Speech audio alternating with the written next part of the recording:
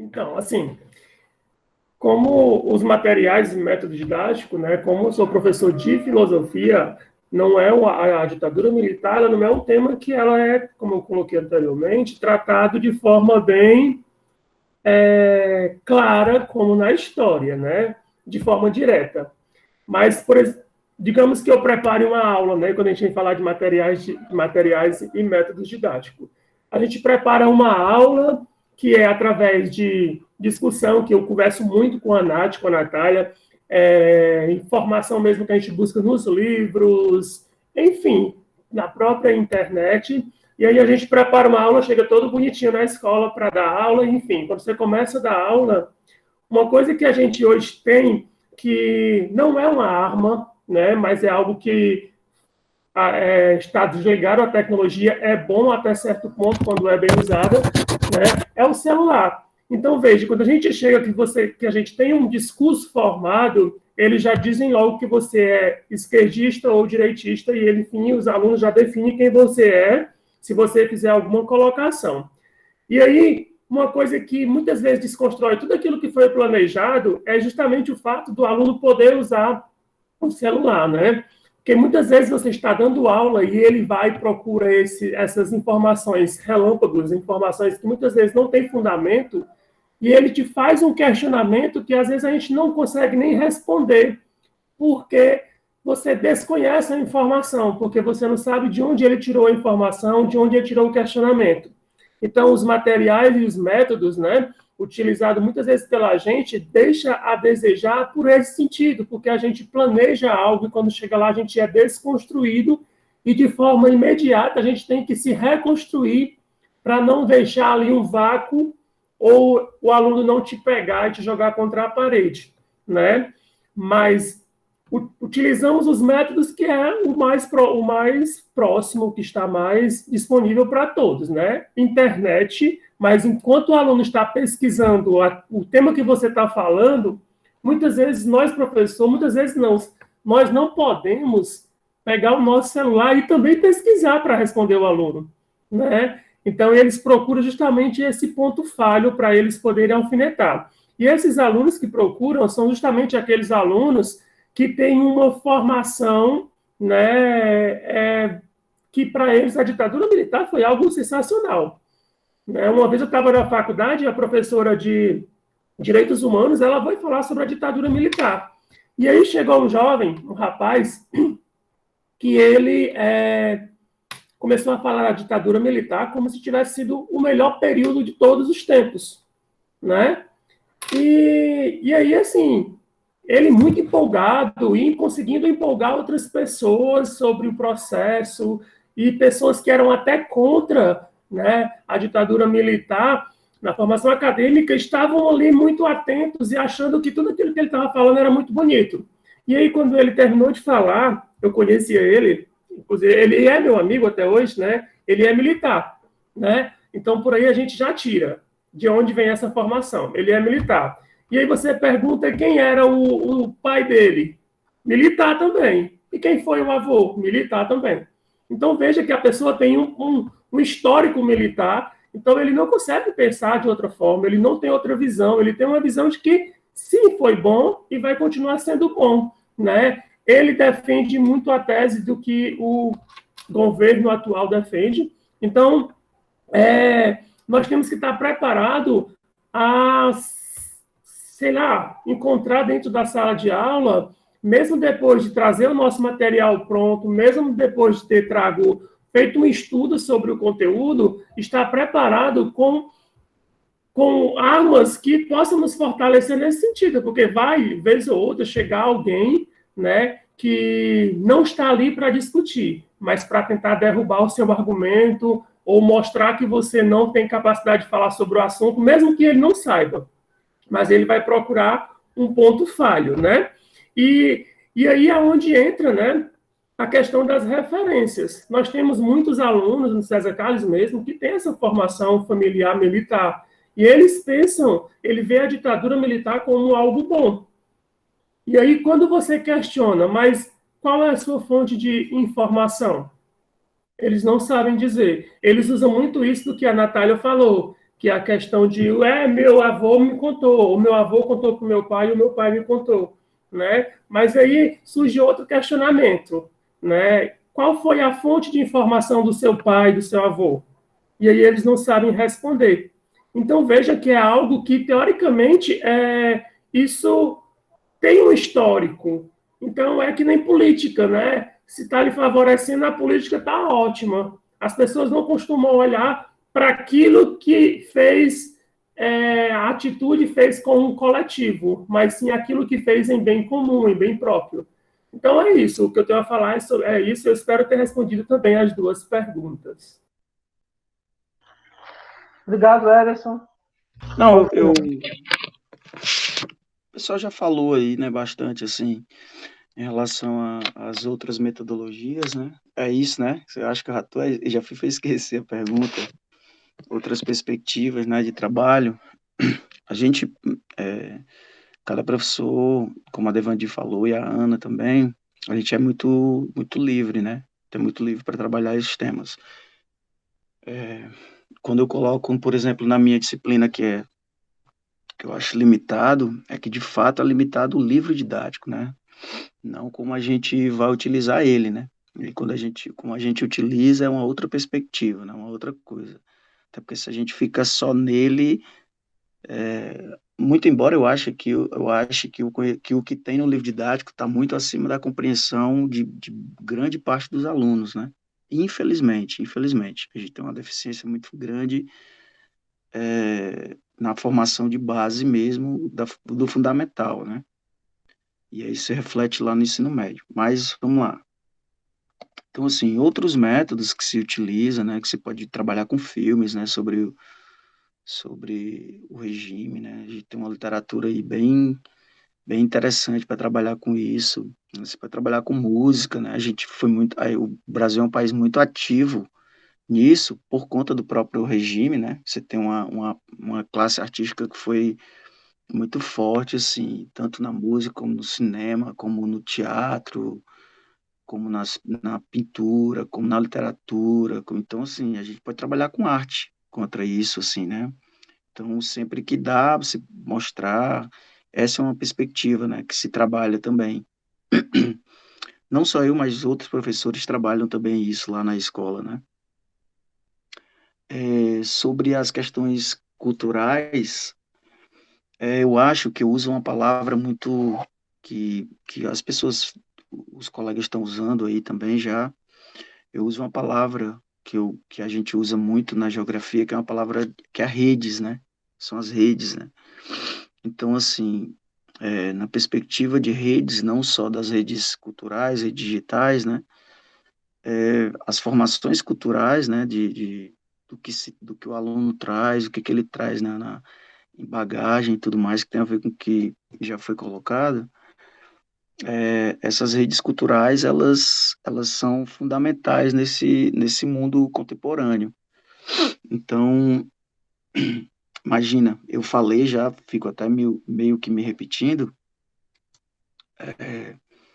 eu acho que não é de hoje que eu venho falando, na verdade, né? Já falo isso há muitos anos, assim, desde quando não existia nem o boom, assim, gigante, eu gostava de fazer análises sobre isso, assim, né? Sobre como é que a gente, acho que em 2011, quando eu comecei a dar aula lá no, acho que 2010, eu já ficava pensando sobre isso, assim, como é que isso vai interferir na vida da gente. Interessante, assim, de a gente estar num determinado local e a gente muitas vezes preferir estar no celular do que com as pessoas. Isso se ampliou de uma forma absurda, né, assim, ultimamente. E isso tem a ver com a formação cultural, né, a formatação mesmo, assim, do sujeito, né. Eu não estou muito lembrado da pergunta, não, mas eu estou falando aqui, certo? Eu vou falando, se eu estiver fugindo muito, aí vocês me digam aí. Então, eu falo das redes, né? E aí, assim, essas redes de conexão que a gente tem, essas redes é, que formam redes culturais, né? Essas redes de fake news, essas correntes de WhatsApp que se passam, essas colocações de notícias falsas, né? Essa batida numa notícia que ela é falsa e ela se torna verdade, e aí não descobriu-se que é, mas a ideia não é que ela seja combatida, né? Que dizer que a ditadura militar, que não existiu ditadura militar, que não existiu tortura. A ideia não é que ela seja desmentida, a ideia é o estrago que ela faz. A lógica desses caras é o estrago. Então, se eles jogam uma notícia dessa falsa sobre a ditadura, que não existiu tortura, que não existiu isso, que o regime era bom, que as pessoas, que o Brasil era um país organizado, que as coisas evoluíram, que o Brasil cresceu, mas quem ganhou com isso, né? Então, se os caras jogam isso dizendo que não existia tortura, que não existia isso, mesmo isso sendo uma fake news e eles sabendo que isso é uma fake news, o que importa é que aquilo vai fazer algum estrago na mente de alguém, certo? Você tem um país com 211 milhões de habitantes e aquilo vai chegar para 100 milhões de pessoas, sei lá, né? 100 milhões de pessoas vão pegar aquilo e vão questionar os fatos reais. E quando você vai tentar desmentir isso, isso já foi, né? Então aquilo fica no subconsciente do sujeito, né? Você vai trabalhar aquilo de novo, o sujeito já vem com a cabeça, é uma formatação, né? Você já vem com a cabeça praticamente deformada em relação a, a isso aí. Então, assim, eu acho que a discussão gira muito hoje, né? Então, por exemplo, a gente vai falar dos métodos, aí fala, coloca filmes, coloca música, coloca isso. E agora, pós-pandemia? Que nós começamos a perceber um monte de outras coisas, um monte de desigualdades mais escancaradas ainda do que o que já era, né? A gente já sabia, a gente diz, olha, a internet para todo mundo tem acesso a isso, todo mundo, e a gente está vendo na prática que não é verdade, né? Todos nós aqui do colégio, a gente está vendo que tem alunos que não têm acesso a gente, às vezes tem dificuldade com a internet, com isso, com aquilo. Então, assim, e pós-pandemia, como é que nós vamos trabalhar isso? Como é que vai ser? Porque isso está piorando, né? Isso está piorando, né? As redes que se formam, né? Que são várias, né? São redes de pessoas, são redes de contatos, são redes de transporte, são redes de informação, são conexões financeiras e tudo mais. Todas essas redes dentro do processo faz com que isso vá formatando os sujeitos culturalmente, né? E a partir disso, as informações que são as redes de controle, né, que a gente tem, que controlam os sujeitos, que muita gente chama de gado, né, muitas vezes, e isso serve para ambos os lados também, né, para a gente fazer reflexões sobre isso, caramba, vamos tentar dar uma olhada. Isso muitas vezes dificulta, se o aluno não tem base, né? Se o aluno não tem base, se ele já vem lá com deficiência de conhecimento histórico, de aprendizagem e tudo mais do ensino fundamental, quando ele chega no ensino médio, se a nossa forma de passar, né, os conteúdos, se a gente não bate tanto nessa tecla e ele recebe essas informações de outro lado e de forma errônea, isso é claro que vai fazer um estrago cultural, né, assim, na mente do sujeito, de formação mesmo do sujeito. Então, é isso, assim, acho que eu exagerei, não sei. Não exagerou não, tá ótimo, Steve. Até coloquei aqui no chat, você já foi completando aqui também a questão das redes e os alunos, o universo cultural dos alunos. Muito obrigado. Está dando aqui o nosso teto, né? E as duas próximas perguntas, eu vou pedir para a Lia fazer, porque ela foi do grupo aqui dos bolsistas atuais, né? A única que participou mesmo do processo, todo no César, né? Nas turmas, né? No trabalho de campo, né? Então, peço que a Lia faça as duas próximas perguntas.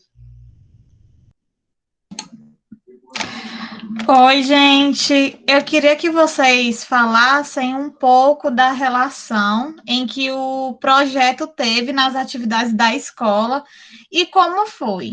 E em seguida, eu queria que vocês também comentassem o papel da aula de campo que a gente desenvolveu em conjunto, né?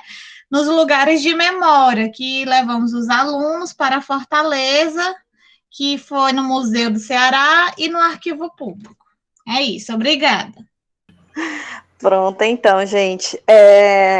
Primeiro, antes de falar qualquer coisa, queria agradecer, né, ao projeto, no nome do professor Edmilson, porque eu penso que essa relação universidade-escola, ela precisa estar sendo tecida, nutrida sempre mais. Acredito que geram frutos, né, extremamente positivos, tanto para vocês quanto para a gente, né? A presença do projeto, eu acredito que foi bastante impactante. Alguns professores já falaram sobre isso, mas convém lembrar, né, que quando novos sujeitos eles entram dentro do cenário escolar, eles acabam chamando bastante atenção. E aí, muitas vezes pela linguagem, como acho que foi o Ederson que falou, os bolsistas têm uma linguagem que se aproxima muito da linguagem dos nossos alunos, então isso faz com que, de uma certa maneira, o conteúdo seja trabalhado de uma forma diferente, o aluno absorva de uma maneira diferente também. E eu acredito que a metodologia de trazer fontes, novas fontes, de uma certa maneira desperta a curiosidade dos nossos alunos e os instiga também para esse processo de pesquisa. Eu costumo dizer que numa turma de 40, se você consegue atingir 1, 2, você já está desempenhando um papel muito importante, porque aquele 1, aquele 2 vão gerar impactos também na vida de outras pessoas. E aí muitos alunos me procuraram depois para dizer que tinha sido bacana a palestra, para dizer que ia tentar encontrar algumas coisas na internet. Então, esse despertar para a pesquisa é super importante e vocês deixaram esse legado, sem sombra de dúvidas. E quanto a... Aí outra coisa, né, tipo, como os professores já salientaram aqui também, a gente tem uma narrativa, né, tem uma metodologia, trabalha esse assunto, mas quando vem alguém de outro lugar, alguém de fora da escola, da comunidade escolar e fala algo na linha de raciocínio que você já tinha tecido com os alunos, de uma certa maneira dá mais respaldo, né, aquela criticidade que já tinha sido plantada. Então é alguém que vem e diz de uma outra maneira, mas coisas que já haviam sido ditas. Então é um reforço a essa narrativa crítica. Quanto à viagem, eu acredito que foi um momento extremamente rico, porque eles puderam entrar em contato com uma história materializada. Não estou dizendo que essa história materializada é mais importante, mas ela somada a tudo que a gente já havia construído em sala de aula, né, as fontes, as diversas fontes. No Museu do Ceará a gente entrou em contato com diversos tipos de fontes, desde a fotografia, a textos, enfim. Então, essas variadas formas, de uma certa maneira, ajudam o aluno a construir uma linha de raciocínio, né, que está para além do que eles já tinham visto até então. Então, eles podem confrontar o que eles viram nas redes sociais, com o que eles viram, de uma certa maneira, na internet, com o que eles viram no universo escolar. E aí, esse contato com as fontes permite um outro olhar, né? Uma construção ou reconstrução do que eles pensavam sobre a ditadura.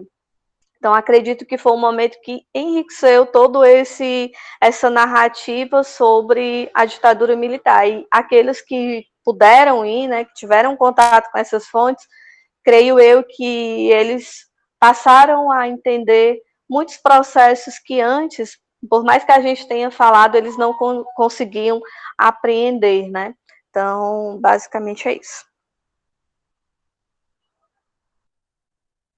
Obrigado, Natália. O Wagner tinha feito aqui também um comentário no chat, se você quiser complementar.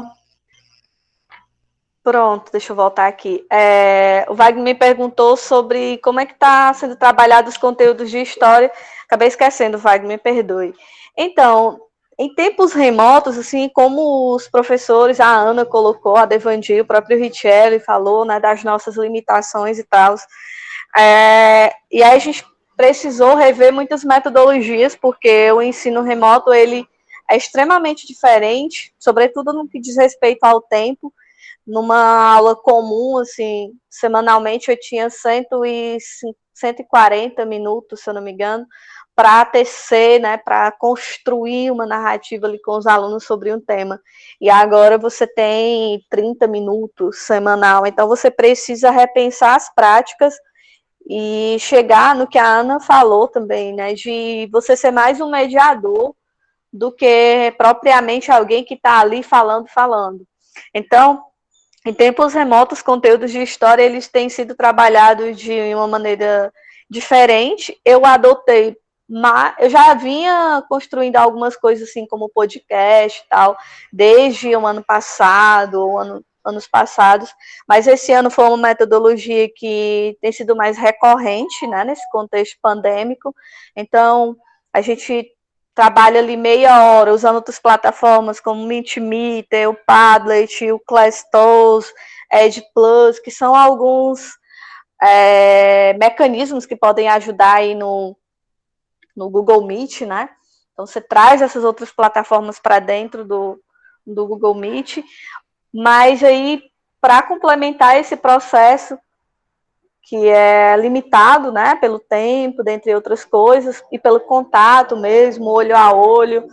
A gente tem uma dificuldade do aluno ali estar ligando sua câmera, como quase todo mundo tem esse problema, né? Então, a gente trabalha com essas outras plataformas, e para complementar, como eu disse, a gravação de podcast é algo recorrente, todos os capítulos eu estou gravando um, e aí eu disponibilizo no grupo de WhatsApp, no próprio Google Sala de Aula, e aí gravação de aula, construção de mapas mentais. Então, basicamente, tem sido essas metodologias. E as dificuldades, acho que eu já fui falando aí, né? Essa coisa do acesso, o Richelle também tocou nisso. Você vai ter uma turma de 40 alunos, tem 15 acessando, 20 no máximo. Então, você não consegue atingir todo mundo. E para tentar atingir esses outros alunos, o podcast surge como algo possível, né? Pelo menos para os que têm acesso somente ao WhatsApp, por exemplo. Tem alunos que só têm pacote de dados móveis para acesso às redes sociais. Então, o podcast acaba chegando nesses alunos. E nos demais, a gente tem usado material impresso, com apoio aí da coordenação, que está indo para a escola, né, de uma certa maneira, se expondo, para entregar esse material para os alunos que não têm acesso nenhum, nem ao Google Sala de Aula, nem tampouco ao WhatsApp. Então, é isso. Massa, Natália. Richelle, você ia falar, né, meu amigo? Não, eu ia apenas. A Natália já falou aí, eu acho que já englobou assim, muita coisa, né, em relação ao projeto na escola. Acho fundamental mesmo a relação, a proximidade da universidade com a escola. É fundamental para a gente perceber, para a gente, tanto para a universidade, né, para os alunos que estão nos cursos, eles terem contato assim, com a docência, com a sala de aula, para eles verem na prática, né? É uma aula de campo também para eles, né? Porque eles estão saindo da teoria lá da universidade, da parte, muito embora seja prática também de estar, mas eu digo no sentido do universo que eles vão enfrentar, né? Do universo que eles vão enfrentar ao sair lá da universidade. Então, eu acho imprescindível mesmo assim a relação, né, da escola. Acho que as universidades, elas estão muito longe das escolas no Brasil, assim, acho muito, a gente tem uma relação muito distante, assim, né? Muito embora alguns projetos de alguns anos para cá tenham melhorado essa relação. Mas eu me lembro que até na época da faculdade, a gente já discutia isso, assim, como a gente era distante das escolas, né? Ficava com as discussões, e não adianta a gente ter essas discussões teóricas de alto nível na universidade se a gente não leva isso para a prática dos sujeitos, né? E é importante demais isso. A outra coisa, sobre a aula de campo. Eu, infelizmente, não fui para aula de campo, mas eu sei a importância, evidentemente, né? Eu sou de uma área que a gente tem que trabalhar muito a aula de campo, né? Também. E eu sei que o processo em locos, assim, de ver as realidades, né, de confrontar, de perceber a parte teórica e de ver aquilo, assim como a Natália estava falando, materializado, muitas vezes lá é diferente, né? Até porque quando a gente está trabalhando as questões teóricas, a gente cria um imaginário, né, na nossa cabeça, né, cria um imaginário como era aquilo ali, a gente monta coisas, imagens, né, na nossa cabeça, a gente compõe algumas coisas, e quando você vê, ixi, não era isso que eu pensava, ou era assim que eu pensava, mas na prática, o confronto da teoria prática, né, é fundamental para esse processo. Acho que o projeto na escola, vocês devem de fato continuar, porque primeiro na nossa escola é muito bem-vindo, e é um reforço importantíssimo para a gente, né, também, né, porque vocês estão trazendo, como vocês estão mais dentro da pesquisa, vocês estão trazendo um nível de discussão interessante e um aprofundamento em assuntos que a gente não está tendo condições de fazer, né, no tempo, né, dentro da escola, entendeu? Então, acho fundamental e agradeço demais tanto o convite para isso, quanto vocês terem tido essa iniciativa de fazer o projeto acontecer na escola sobre um tema impactante, né, que impacta diretamente, assim, a sociedade brasileira, né, que é isso. Obrigado, Michele. Nós que agradecemos. Pode ser você, Ederson, que esteve lá com a gente na aula. A Divandi também teve, por favor, Divandi, desculpa. Eu queria falar, mas se o Ederson quiser falar agora... Não, desculpa. Por favor, Divandi. Então é isso. Eu acho muito interessante, primeiro, né, essa parceria da escola com a universidade, né, porque, assim, você... tanto para fortalecer a questão da didática dos meninos que estão ingressando, né, também na licenciatura, né, como também para enriquecer os conhecimentos dos meninos que estão na escola, né, porque, na verdade, são dois universos que se enriquecem mutuamente, né, e um outro viés, né, dessa experiência foi a questão da teoria prática, né, de como aliar a teoria à prática. Então, assim, né, primeiro os meninos foram na escola, né, tiveram toda essa discussão, né, e depois nós fomos para a aula de campo, né. Então, visitamos o arquivo público, né, e isso, né, faz com que eles percebam, né, esse universo que vai além das quatro paredes da sala de aula, né, que está muito além, porque quando a gente sai para uma aula de campo com os meninos, né, são outros conhecimentos que são consolidados naquele momento, né, e eu acho que só vem enriquecer, né, o processo de ensino-aprendizagem. Então, assim, nós somos muito gratos, né, por essa parceria, né, e que a gente consiga ter mais experiências como estas, né, e é isso. Obrigado, Divandi. Desculpa estar atropelando você. Agora sim, o Ederson, né? Ele estava lá com a gente também, como você, a Natália, na aula de campo. Por favor, professor Ederson. Então, assim, né, de certa forma, já foi colocado tudo, né?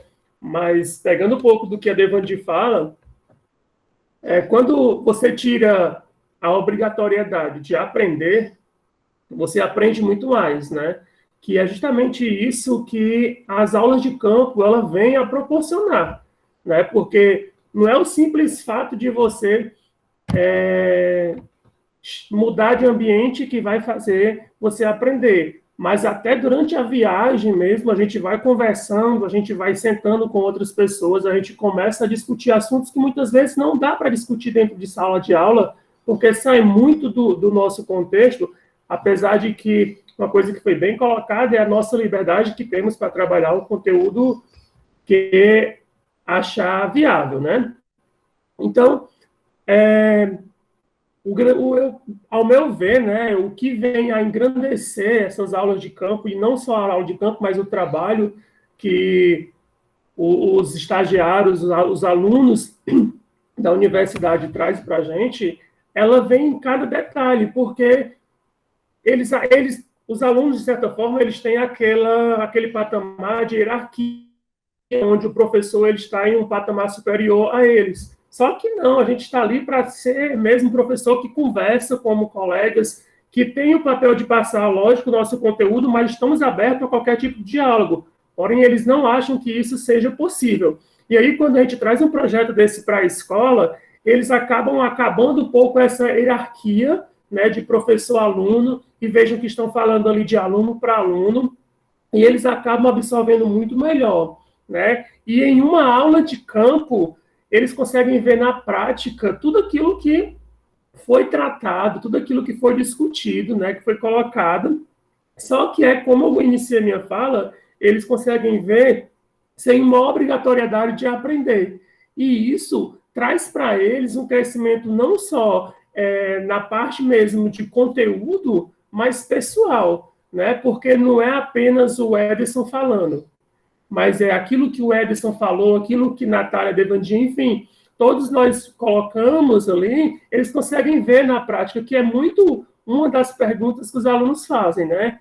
Por exemplo, voltado no ensino da matemática, aonde eu vou aplicar isso na minha vida? Então, veja, quando a gente consegue unir essa teoria com a prática, teoricamente, eles acham essas respostas, né? E é esse engrandecimento que esses projetos traz aos alunos. E é muito bom, porque muda o ambiente, né? Eles ficam todos ali parados, ouvindo, questionam. Alunos que não costumam questionar, participar de nossas aulas, eles acabam, às vezes, questionando na hora de um projeto desse, participando, se apaixonando pela disciplina, se apaixonando pela matéria.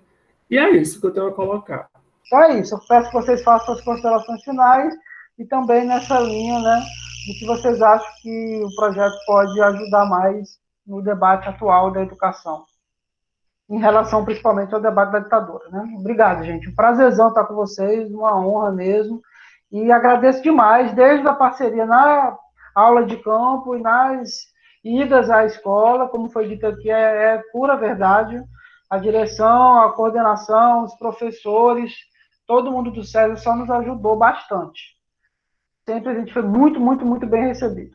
Por favor, então, suas considerações finais, professores e professoras. Muito obrigado.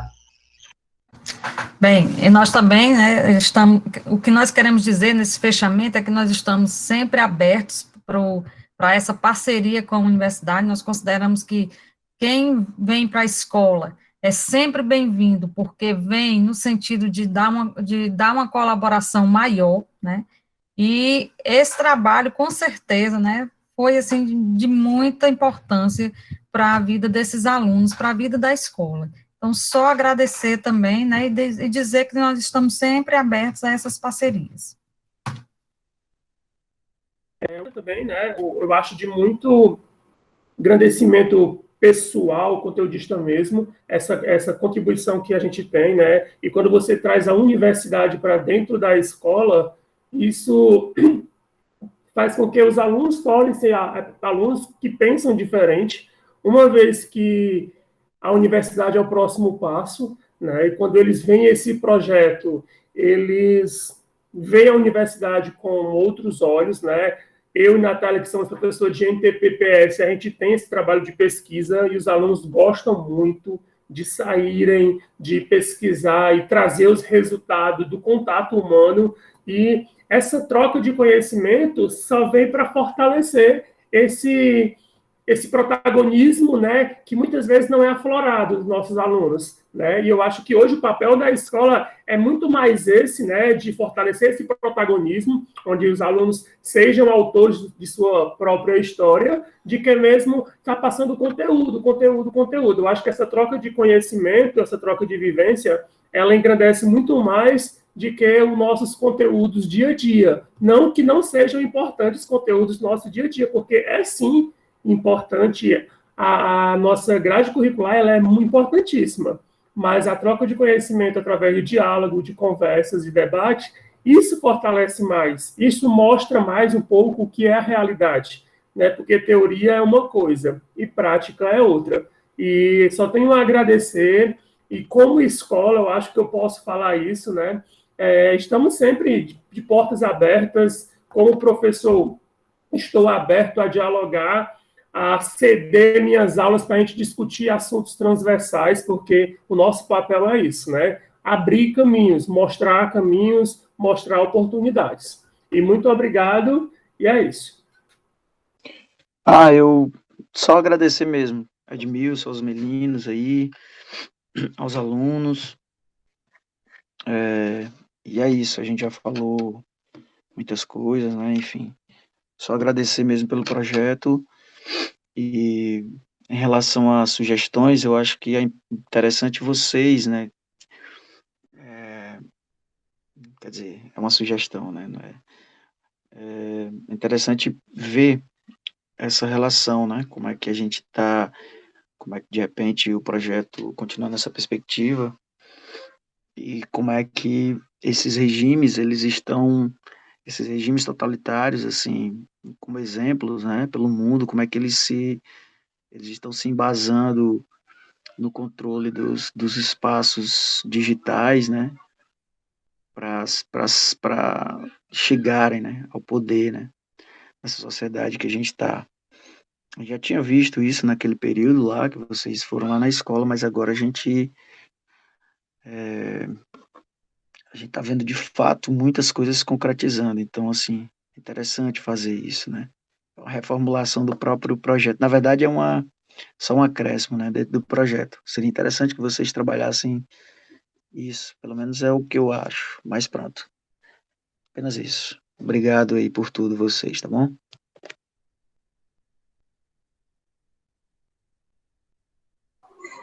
Gente, eu reitero as palavras dos colegas, nós agradecemos imensamente esse vínculo que foi criado, né, da universidade conosco, quanto escola, e também queria aproveitar a oportunidade para agradecer, como coordenadora diária, aos colegas que, durante a visita da pesquisa, né, de vocês, eles abriram espaço em suas aulas, o Richelli, o Ederson, enfim, a Cleiva, todos os demais professores da área abriram espaço, né, para receber a visita do projeto. Então, a gente precisa desse vínculo, de trabalhar coletivamente, trabalhar em rede, né, usando as palavras do Richelli. A gente não consegue hoje desenvolver nenhum trabalho sem a coletividade. Então, essa coletividade fortalece qualquer trabalho e qualquer visão de educação que a gente possa ter, né? Sozinhos a gente não consegue transformar nenhum espaço. E aí eu contei com o apoio deles para que esse trabalho pudesse ser desenvolvido. Então, minha gratidão também à coordenação por ter aberto espaço, por sempre deixar a gente muito à vontade na recepção desses projetos, né, desse vínculo com a universidade. A gente acaba sendo muitas vezes a ponte, e isso tem sido bastante construtivo na Escola César Carlos. E aí os meus agradecimentos também ao professor Edmilson, né, por nos proporcionar esses momentos, e aos bolsistas, que foram a voz, né, foram eles que conduziram todo esse processo, no nome da Lia, que é alguém que estava lá durante essa pesquisa e está aqui. E também agradecer aos demais, né, ao Wesley e à Tiara, que já são parceiros da escola, desde o vínculo com o PIBID, o próprio Wagner, que acabou saindo aí da reunião, mas todos eles tiveram contato com os nossos alunos, tiveram contato com os demais professores, e aí eu sempre gostava muito de deixar os meninos tendo esse contato com os outros professores, né, embora eles estivessem, por exemplo, no PIBID comigo, mas sempre aberto a essas discussões com os demais professores, porque como o Richelli já falou, e os demais falaram também, né, Ederson, Ana, enfim, esse vínculo com a universidade, ele precisa ser mantido, né, eu costumo dizer que, como a Edmilson também colocou, que os muros já foram pulados, né, a gente percebe que a universidade está mais próxima, mas falta ocupar outros espaços, né? E aí, já como dica, o Richelli colocou essa questão das redes, e aí enquanto a gente discutia aqui, eu pensava sobre a ideia de que a escola precisa ocupar, ou melhor, a universidade precisa ocupar outros espaços, e aí vinculado à escola, como refletir, né, de que maneira, por exemplo, a ditadura está presente na memória local, que a gente discute sempre o macro, né, e aí a gente pensar o micro e problematizar esse micro seria muito legal. Por exemplo, os nomes das escolas daqui, né, se a gente pegar César Carlos, como eu já citei, Vigílio Távora, de uma certa maneira tem esse vínculo com o período ditatorial. César Carlos ele foi ministro durante quase todo esse processo, ou foi governador do Ceará, e aí a gente continua enaltecendo nomes que não deveriam ser enaltecidos, né, e está muito na esfera local, e aí é uma dica mesmo, e ademais é só gratidão. Professor Devandi, quer fazer um... Eu gostaria de aproveitar esse momento para usar essa palavra que a Natália concluiu, né? Nossas palavras hoje é de gratidão, né? Gratidão por esses momentos que vocês tiveram lá na escola, né?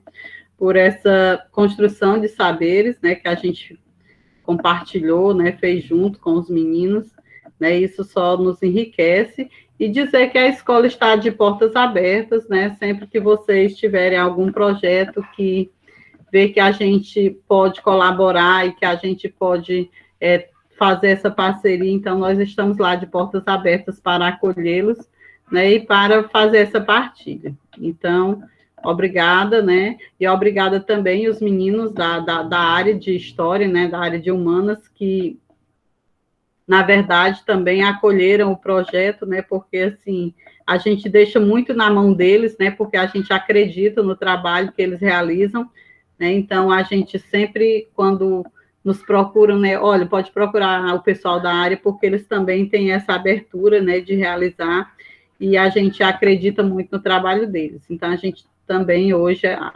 aproveita, né, para agradecer em nome da Natália, né, que está à frente da área, todos os componentes da área, né, que participaram do projeto e que, de alguma forma, né, pôde vivenciar junto com vocês.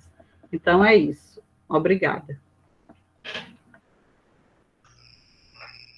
Obrigado, digo eu, assim, muita gratidão da nossa parte. Quando eu falo da nossa parte, eu digo representar mesmo a universidade, a história, assim, a sociedade, no sentido daqueles e daquelas que acreditam, né, no papel dos professores e professoras no dia a dia, na transformação social, desenvolvimento do nosso país. Assim, sou muito grato, né, o projeto em nenhum momento tem essa pretensão de dizer que as aulas sobre a ditadura, da história, né, nos colégios não são bem feitas ou coisa do tipo, né? Muito pelo contrário, eu acredito demais no trabalho dos profissionais da educação básica do Brasil, e principalmente desse que eu conheço tão perto, né, aqui do Ceará, do Sertão Central, no trabalho de vocês, trabalho super bem feito, engajado, né?